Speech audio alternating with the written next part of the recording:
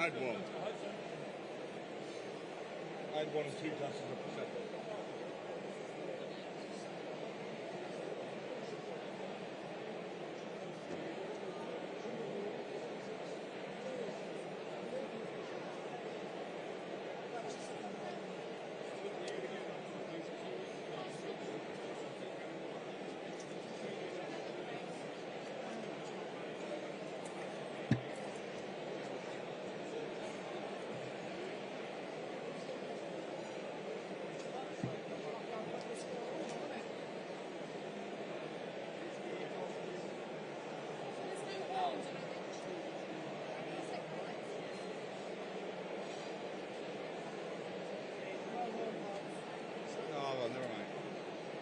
What is it?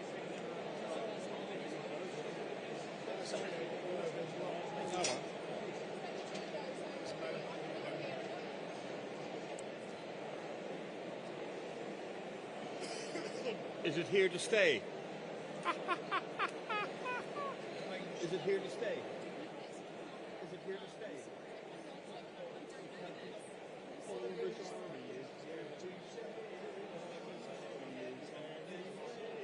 I can't be anywhere, anyone else, but here too. Another song. Elvis Costello, is it? Elvis Costello. Have you heard of Elvis Costello? Oh, come on. It's in the GCSE syllabus. Elvis Army is here to stay.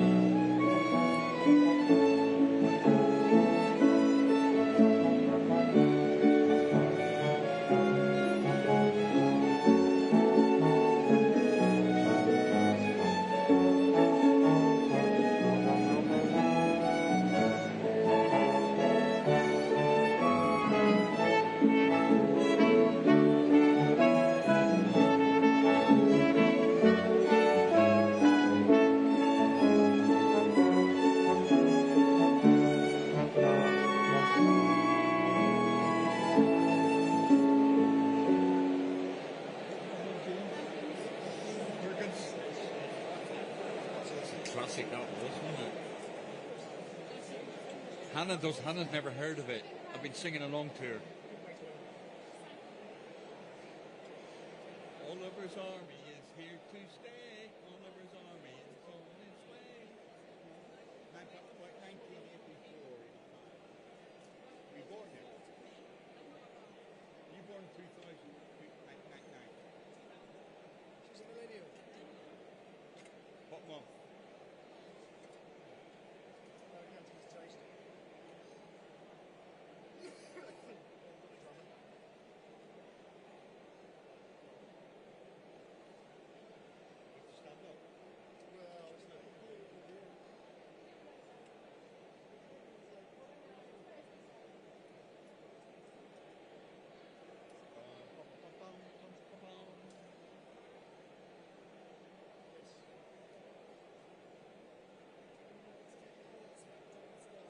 Lights back downstairs, yeah. Lights back downstairs. You did one of us does a pound, one of us does a light. Which would you like to do, Jim? I'll do the stand. I'll do this. Right, you take your music back, yeah? Yeah, yeah. Yes. Yeah, yeah. I'll take my cards. I'm going to drop it on the floor as I go down. Spin the music. That's the way. We don't need this now.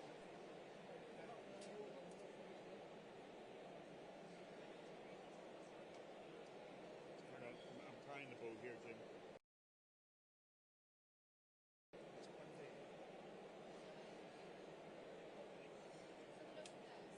It's round there.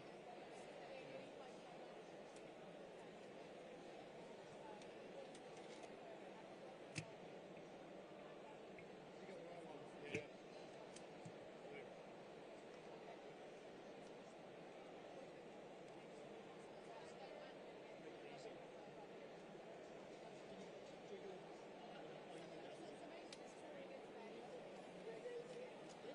We want to be ready to get out of here.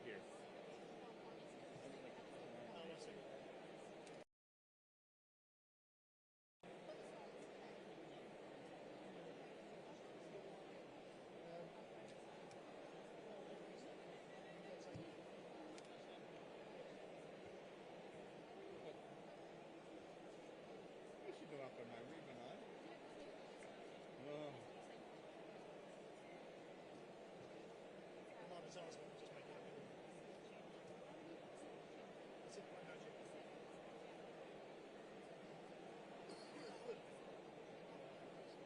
Overrun.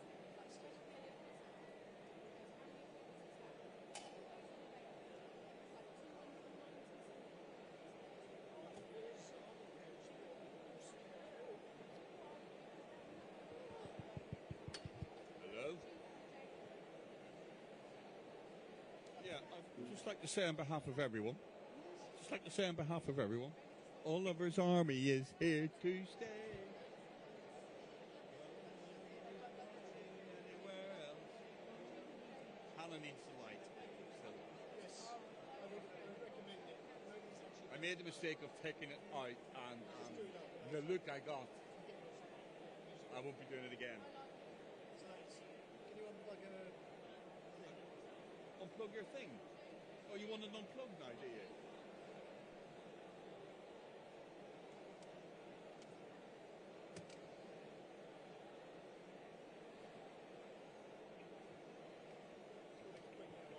Yeah, just bring it. I know you don't know anything.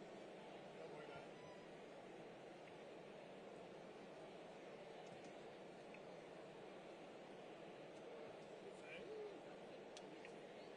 It's mated.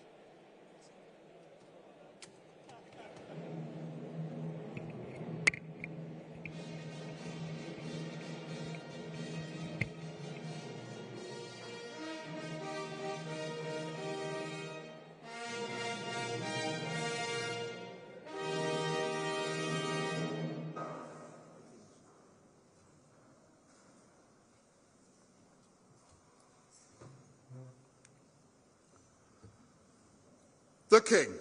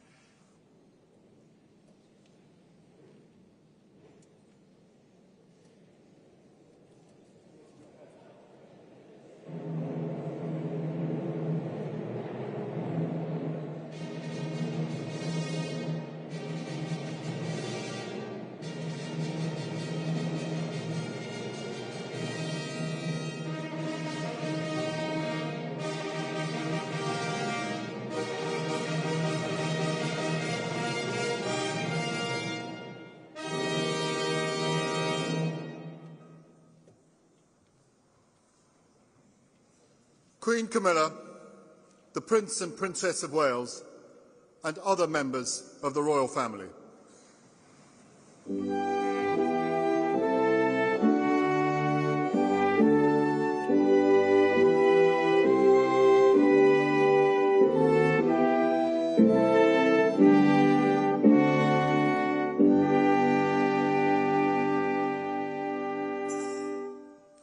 The royal family.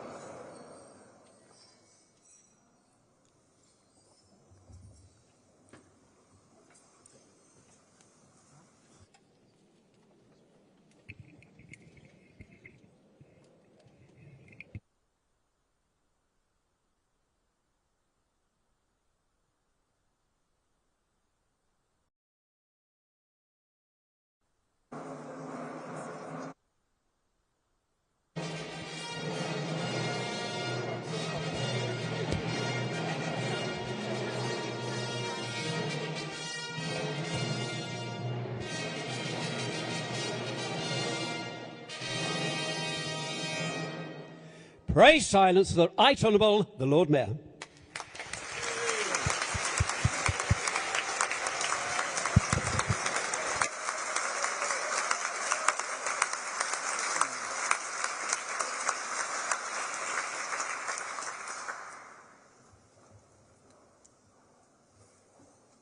My late Lord Mayor, my Lord Chancellor, Prime Minister, Mr. Speaker,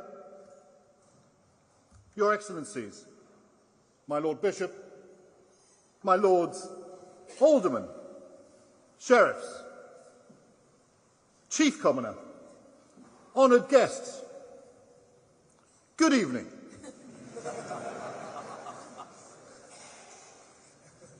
On behalf of the Lady Mayoress and me, my two co-hosts tonight, Sheriffs Gregory Jones and David Chalk, as well as their consorts, Rosalie and Miranda. It is my great pleasure to welcome you all here to Guildhall for the Lord Mayor's Banquet. Though I am only 24 days into this remarkable role, or halfway, as Liz Truss might have put it.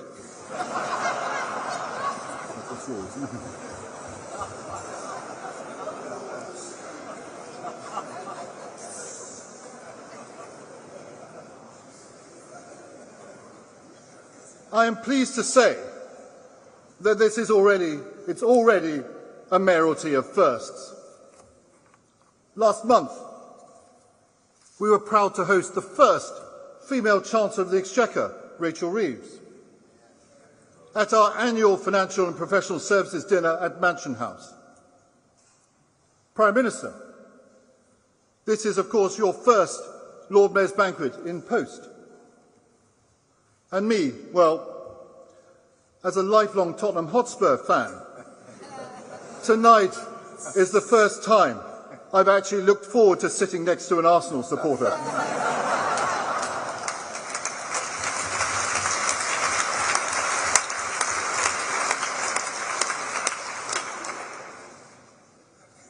Prime Minister, despite your terrible choice of football team, you, the Lord Chancellor and the Lord Bishop are especially welcome here this evening. Before going any further, I want to pay tribute to my immediate predecessor, the 695th Lord Mayor, Michael Mainelli. Michael and Elizabeth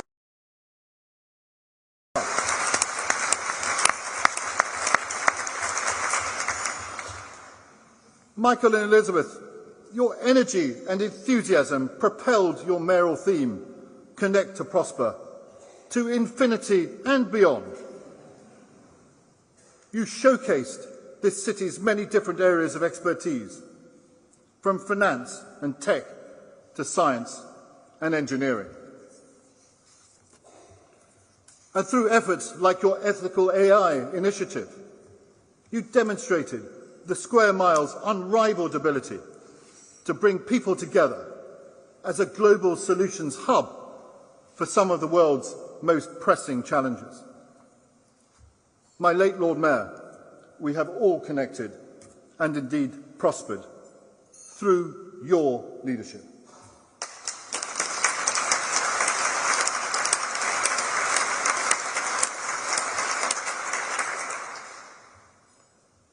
For 522 years, this magnificent hall has played host to the Lord Mayor's Banquet, a reminder of our city's longevity and ability to adapt. Indeed, in these 5 centuries, the square mile has survived disease, fire, schism, and attack, as well as profound economic shocks. Through it all, coming out stronger on the other side, thanks to a continual willingness to innovate, push boundaries, and evolve. We remain the #1 global financial centre, with preeminent expertise in areas like insurance, legal services, and foreign exchange. World-beating sectors such as asset management, banking, commodities trading, and maritime services. Not to mention, we have a remarkable number of pret-a-manger in the city.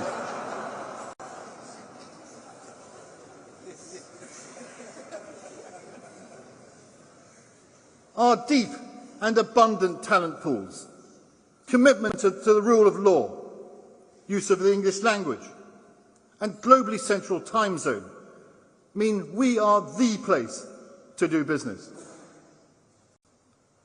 And with funds under management, we will remain the world leader in sustainable finance, all the while making our economy more resilient for the future by banging the drum for innovative tech like digital verification and AI. But to keep our crown, one that supports the entire United Kingdom economy, we must reform our attitude to risk. That is why this year's mayoral theme, Growth Unleashed, is an unabashed call to be bolder, think smarter, take off the handbrake, reignite our attitude for positive risk, seizing our national edge in innovation and supporting the many communities that make London so utterly unique. Prime Minister, this government has been unequivocal that economic growth is its central mission.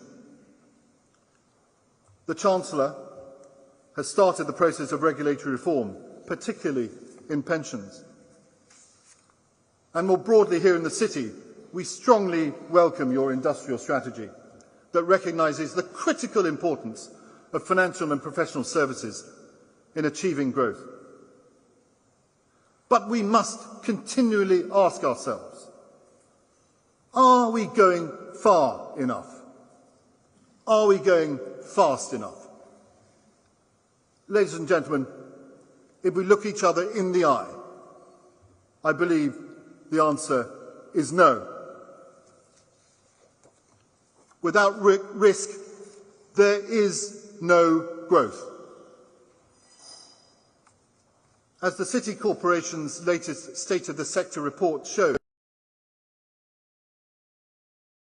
has experienced the largest drop in capital raised by financial services and tech companies of any of the world's major financial centres.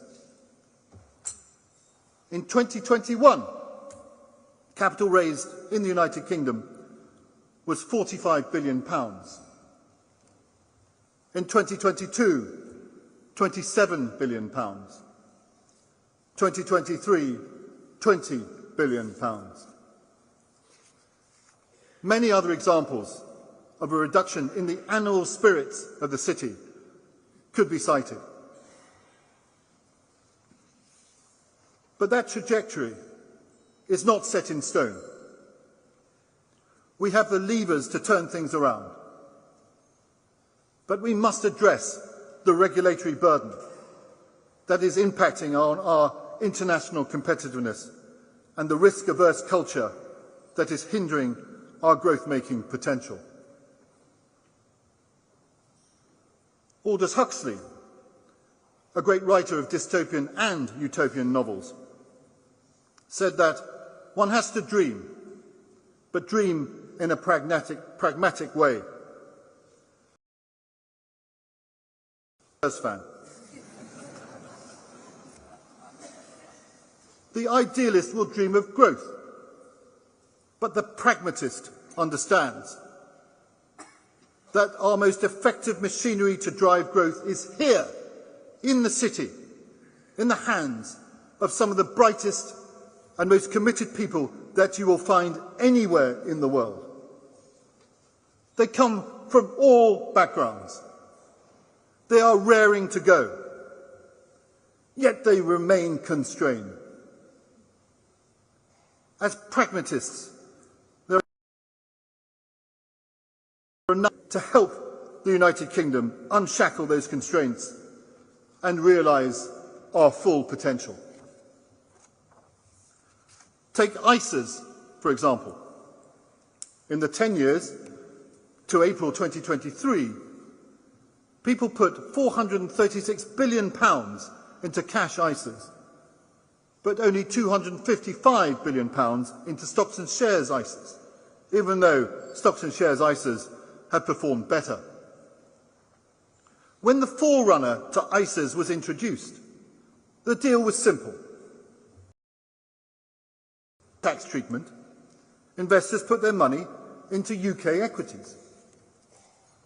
It's time to look at that model once again, not mandating anything, but offering better advice and incentives and saying that if you want the full tax break, you need to be investing in the United Kingdom's publicly quoted securities.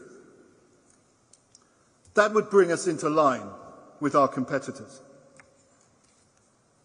Redirecting this money from non-productive to productive assets would help scale British companies, improve returns for savers, and democratise the market by letting so many more people benefit. It would require a change in the rules, yes, but not a charge to the Exchequer. And it could be done in short order. Pensions, too, offer a huge opportunity. According to the think tank New Financial, a mere 8% of funds in United Kingdom's defined benefit pensions are invested into United Kingdom equities, far below those levels found in analogous economies. One of my aims this year, in tandem with our policy chairman, Chris Hayward, is to engage with key partners to continue the success of the Mansion House Compact, launched by my predecessor, Sir Nicholas Lyons, 18 months ago. Nicholas is here today. I'm already working with the signatories on a refresh of this compact. And in the meantime, I would like to see so much more investment into the AIM markets and Aquis markets, the home of fantastic British growth companies, from Audio Boom to Shepherd Neame. And with the pipeline of institutionally owned and founder-led companies wanting to go public over the next few years growing, we should look again at stamp duty imposed on trading in UK shares. It just cannot be logically correct that, as it stands, we do not pay tax on purchases of shares in international vehicle companies such as Tesla, but we are taxed for investing in a British brand like Aston Martin. Recalibrating this misalignment would provide a shot in the arm for homegrown companies looking to scale up. Companies that are currently too reliant on US funds, resulting in even more of them listing outside the United Kingdom. As the 696th Lord Mayor, through a packed programme of engagement and advocacy, I would seek to counter the myth that this is a largely ceremonial role, one somehow detached from the realities of the present day. I really would not be doing this role if it was. My promise is a simple one. This will be a high-energy mayoralty, one in which I see my role as being the cheerleader-in-chief for the United Kingdom's entire financial and professional services sector, whether that service is rendered in London, in Belfast, in Edinburgh or Cardiff. Someone willing to roll up their sleeves, bang on doors, and at times, where necessary, tell uncomfortable truths, taking the fight to our competitors, attracting inward investment and creating British jobs and expanding the horizons of British businesses. The outward-facing aspect of this role involves extolling our strengths to the world on around 100 days of foreign travel, with trips to Japan, to India, and just last week to the Gulf states, as well as to Indonesia, Vietnam, Australia, Europe, and the United States, and other locations. The inward-facing aspect involves constructively encouraging the team here, the home team, our businesses. To them, this cheerleader-in-chief's message is equally simple. Get out there and get on with it. Take the risks necessary for growth. Jump on planes to emerging markets. Be early adopters of the white heat of the new technologies that will give you the competitive advantage. There is no time to waste. Double down and invest in your businesses now. There is a saying that if you want to meet Americans, go to New York. If you want to meet the world, come to London.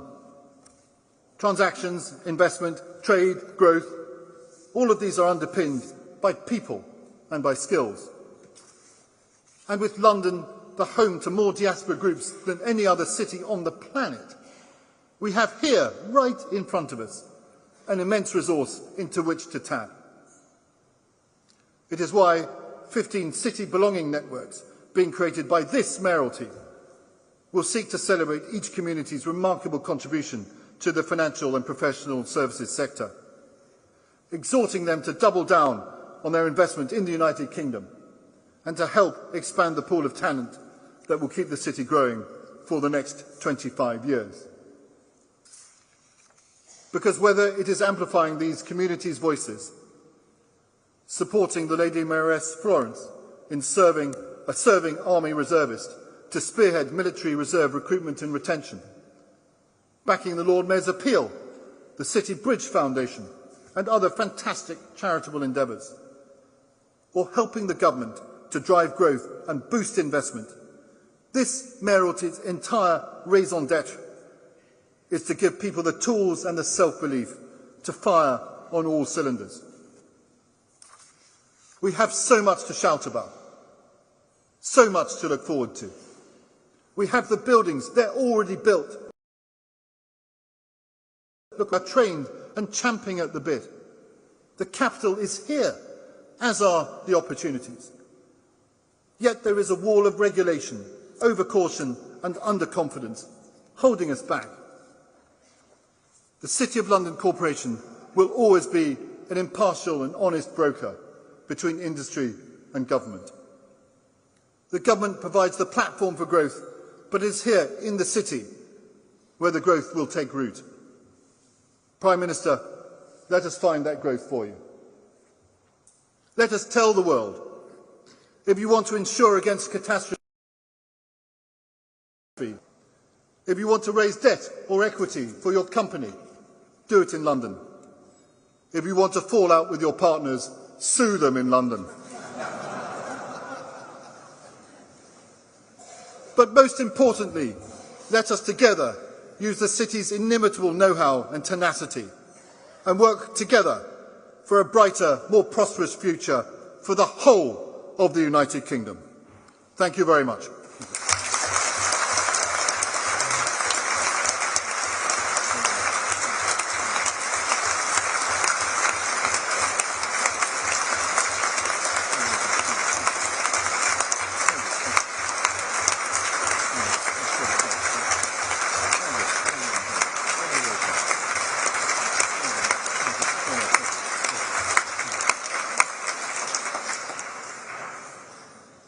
Now, can government ministers please remain seated?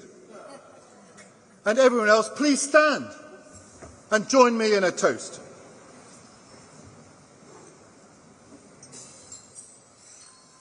The toast is His Majesty's Ministers. His Majesty's Ministers.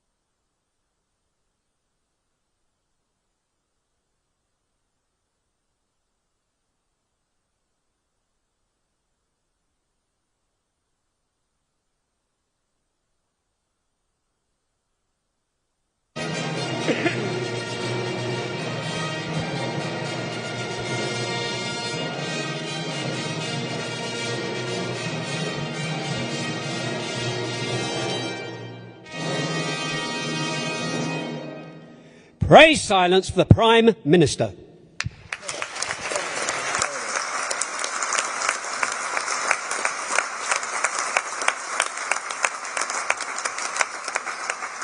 My Lord Mayor, my late Lord Mayor, honoured guests, it is a real privilege to be with you this evening here in this wonderful setting.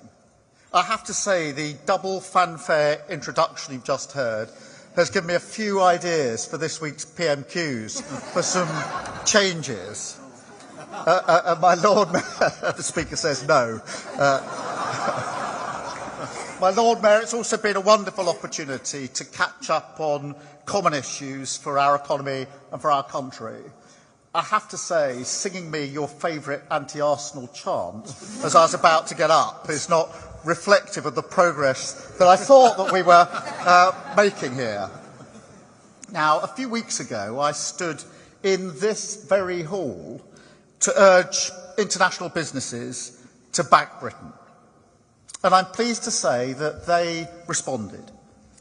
They delivered a record-breaking £63 billion of new investment into our country.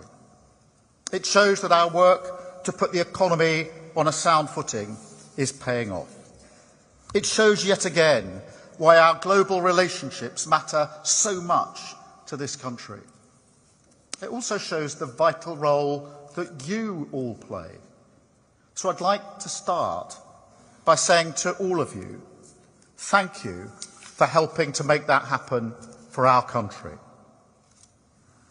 My Lord Mayor, the tradition on this occasion is to speak on the subject of international affairs, which is good, because frankly, there is a lot to talk about.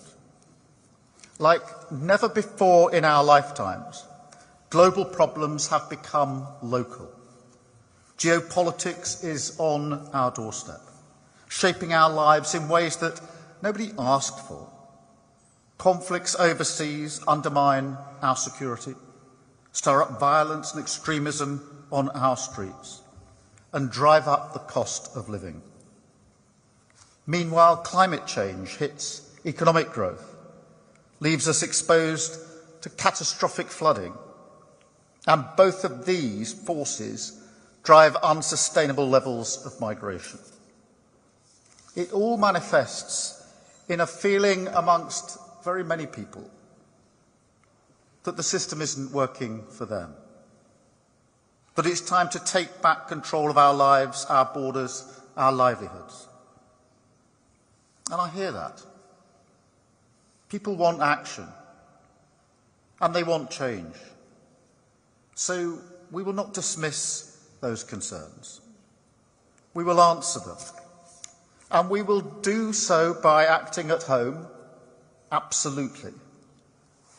but also by using our strength abroad.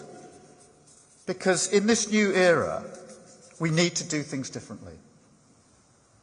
There was a sense in the years of the Great Moderation that while there would always be conflicts, democratic values were in the ascendancy, and the disruptive nature of foreign policy, the real nature of foreign policy, could be contained, or at least managed.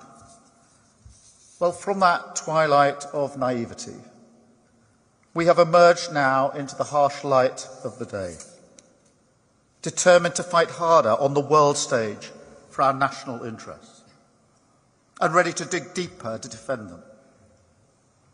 I think of the Attlee government of 1945. Their ambition for the people of this country was unmatched. They were determined to win the peace, to create the National Health Service, build homes, national parks, a country fit for heroes. And in doing so, they knew they also needed to look out to the world. That's why they created NATO, the greatest alliance in history, tempered by the times that they had lived through. They were hard-headed and patriotic, and they saw that maintaining our strength abroad gave us the foundation to succeed at home. And that is as true today as it was then. So I want to be clear at the outset, against the backdrop of these dangerous times, the idea that we must choose between our allies, that somehow we're with either America or Europe, is plain wrong. I reject it utterly. Attlee did not choose between allies. Churchill did not choose. The national interest demands that we work with both. Our relationship with the United States has been the cornerstone of our security and our prosperity for over a century. And we will never turn away from that. We call it the special relationship for a reason. It's written not in some dry, dusty treaty, but in the ink of shared sacrifice, in the memorials, in villages, in towns, in cities, up and down the country, in Normandy, Flanders, and around the world. Right here in the Guildhall are etched the names of 112 killed in the First World War and 55 in the Second. And if you haven't had the chance, they're just near the entrance of the hall. Take the opportunity before you leave to just go and glance at those names there, inscribed on the memorial on the wall. They were fighting alongside the US, like we still do today, for the same causes. And so this is not about sentimentality. It's about hard-headed realism. Time and again, the best hope for the world and the surest way to serve our mutual national interest has come from our two nations working together. It still does. The fabric of our nations has been woven together so that our prosperity today, our leadership in tech, in AI and more, they're intertwined. And our security is also intertwined at every level of our military, our intelligence, our industry, R&D. And that's why when President Trump graciously hosted me for dinner at Trump Tower, I told him that we will invest more deeply than ever in this transatlantic bond with our American friends in the years to come. And we will rebuild our ties with Europe too. Because, I'm sorry to say, the shocking legacy this government inherited in so many areas, from the nation's finances to the state of the NHS, extends beyond our shores. They turned their back on the world took vital relationships for granted, neglected some allies and spurned others, our reputation as a trusted, stable, dependable partner was replaced too often with an image of disarray, governed by short-term political concerns, varying from one extreme to the other, on tackling climate change, on relations with China, or even our commitment to fundamental values like the rule of law, demonising international courts, which this country helped to create, as foreign. None of this was aimed at seriously trying to solve the problems that we face. And added together, it actively harmed the national interest. In a more competitive and dangerous world, we can't take anything for granted. We need to work even harder at staying ahead. That's what the British people deserve. It's what they expect of this government. And so we're focused on the real problems, determined to rebuild and get back on the front foot, not reactive, but strategic. Not in the service of politics or ideology, but putting it back into the service of the British people. My Lord Mayor, there is still a huge amount of goodwill towards the UK around the world. People see our incredible strengths. They want to work with us. We've already made real progress towards renewing Britain's standing on the international stage. And we've been welcomed back with open arms. Partners are pleased to see us reconnecting, confident, outward-looking, responsible, committed to long-standing values like stability, international law, the UN Charter, and ready to lead. And I've seen how that is affecting investor confidence in our country as well, reflected in that international summit. And we have an opportunity now to capitalise on that progress, to take back control by fixing the international foundations that underpin everything that we do back here at home. That starts with our first mission, the number one test of this government. I spoke about the £63 billion of investment that was pledged in October. Numbers like that are almost too big to grasp, but they translate into real change. New jobs in our communities, new port infrastructure in London and Lincolnshire, clean power production in Teesside, in Bristol, Suffolk and more, developing new data centres across the United Kingdom, and advancing new innovations in pharmaceuticals, battery technology and artificial intelligence. Investment. This is what I mean. Better lives, more opportunities, more vibrant high streets, more chances for British people to enjoy life. We are stronger when the economy is growing. We are stronger when we're cutting our dependence on fossil fuel prices by building our clean energy infrastructure. We are stronger when we lead in critical frontier technologies, and we're determined to do all of that.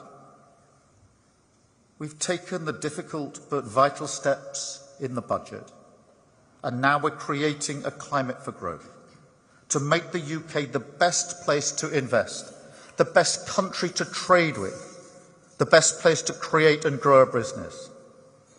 And that's why we're looking outwards, deepening trade with our allies, restarting FTA talks with India, rebuilding ties in the Gulf, the Pacific and beyond, claiming our place as a leader in some of the great industries of the future, and unlocking growth, investment and pride in our economy once again.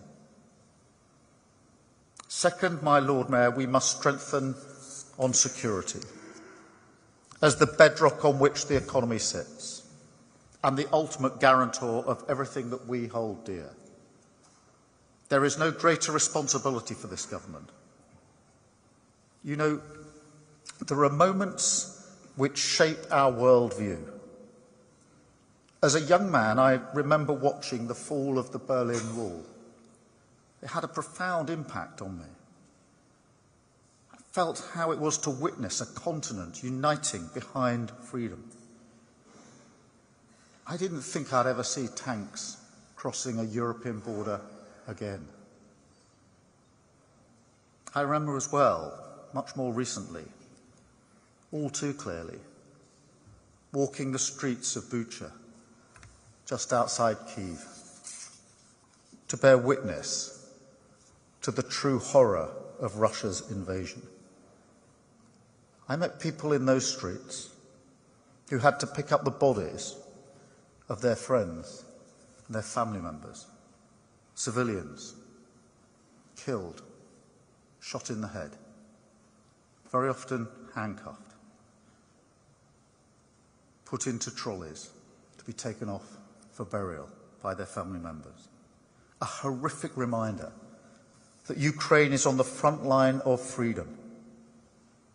And let's be clear, the future of freedom in Europe is being decided today. We face a near and present danger with Russia as an erratic, increasingly desperate aggressor on our continent, marshalling all its resources, along with North Korean troops and Iranian missiles, aiming to kill and to... There's no question. It's right that we support Ukraine. But we must be clear that it's also deeply in our own self-interest to do so. I'd encourage everyone here to stop and think for a moment what it would mean to us, to our continent, to the world, if Russia wins. What would it mean for our values, for democracy, commerce and liberty? It means they are weakened. I believe they could follow in Putin's example.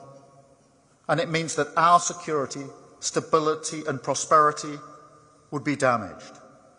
The further Russian troops advance, the closer the threat becomes. The more land they control, the more they control grain prices and energy sources, and the more confident Putin becomes. So we must continue to back Ukraine and do what it takes to support their self-defence for as long as it takes, to put Ukraine in the strongest possible position for negotiations so that they can secure a just and lasting peace on their terms that guarantees their security, independence and the right to choose their future. And we will continue to strengthen our own armed forces, the finest that there are. The budget provided almost £3 billion of additional resource for our defence, cementing our position as a leading NATO ally. And we will set out a clear path to increase spending from 2.3% of GDP today to 2.5%. And it is vital that all European nations step up to protect our shared future. We will set out in our strategic defence review how we're going to modernise our armed forces to make us more secure at home and stronger abroad. And we will maximise our investment by working with others, like our partnership with Italy and Japan to build the next generation of fighter planes. Because, my Lord Mayor, all of this rests on the strength of our bonds with others. And this is my third point. There is no growth without security, and no security without alliances. So to fix the foundations, we must meet this more dangerous age with an age of deeper alliances, even closer ties with the US, an unshakable commitment to NATO, and renewed relations with our neighbours in Europe. Relations which, on any objective assessment, are vital for our growth and security. So we've made progress already on the reset. EU summits at leader level, and a shared ambition to work more closely where necessary, including through a new security pact covering foreign affairs and defence. This is about looking forward, not looking backwards.